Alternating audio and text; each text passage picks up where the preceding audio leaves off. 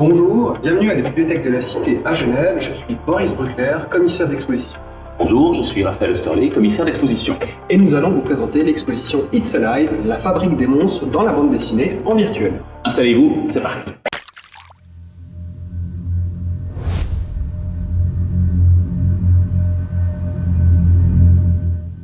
It's Alive parle de la transformation de l'humain en monstre dans la bande dessinée.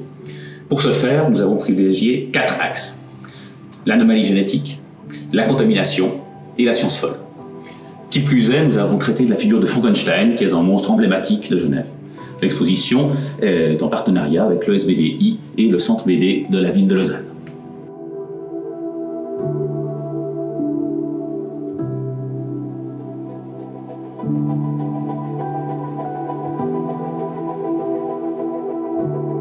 Premier chapitre de cette exposition consacrée à la naissance du monstrueux, la contamination, thématique d'actualité s'il n'en est. Alors ces chapitres se concentrent sur plusieurs figures du monstrueux né de cette contamination, notamment le vampire qui transmet sa maladie via le sang à travers sa morsure dans un moment souvent très sensuel.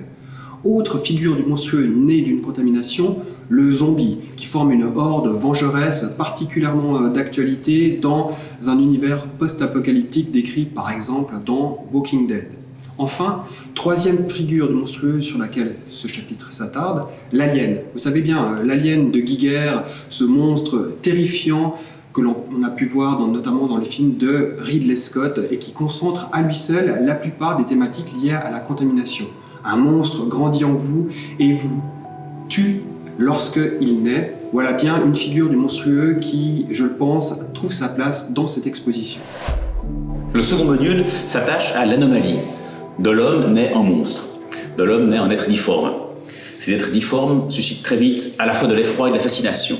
On les expose, pensez au freak show du cirque Barnum, et la bande dessinée va investir évidemment très vite ce terrain. Médias spectaculaires, une figure des monstres qui sont à la fois effrayants, mais aussi qui suscitent de l'empathie, et qui posent ainsi la question fondamentale de la norme, de la distinction entre le monstre et l'humain.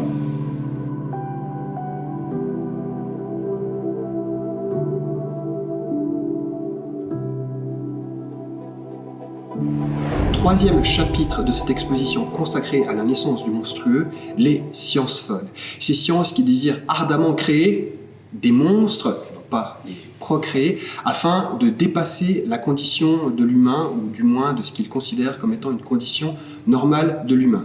Dans ces figures du monstrueux, on peut penser bien sûr au golem, à Mr. Hyde et son fameux docteur Jekyll, et également à une cause du monstrueux particulièrement prégnante, la radioactivité. En effet, un très grand nombre de créatures, et notamment les super-héros, naissent de la radioactivité. On peut penser à Spider-Man, Radioactive Man, Hulk, Captain America, etc., etc.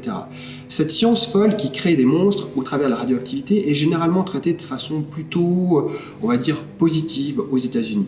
Par contre, au Japon, seul pays ayant subi le feu atomique, cette expérience est tout autre, et le monstre né de la radioactivité, né de ces sciences folles, est souvent bien plus délirant, bien plus destructeur, bien plus justement monstrueux, sans doute à propos.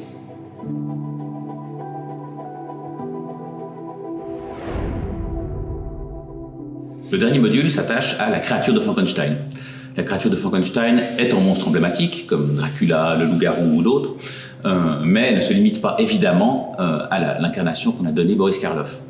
Nous avons tenté ici de parcourir les différentes incarnations du monstre, depuis les gravures du 19e siècle jusqu'aux bandes dessinées contemporaines même, puisqu'un Mickey Parade récent donnait une fidèle adaptation du roman de Shelley.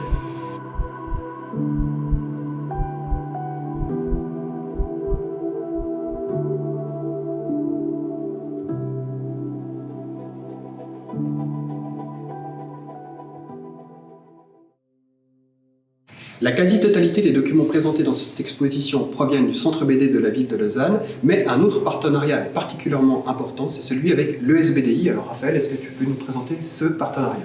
Oui, l'ESBDI, alias l'École supérieure de bande dessinée et d'illustration à Genève, a une place particulière puisqu'ils ont créé, les étudiants ont créé différentes planches originales.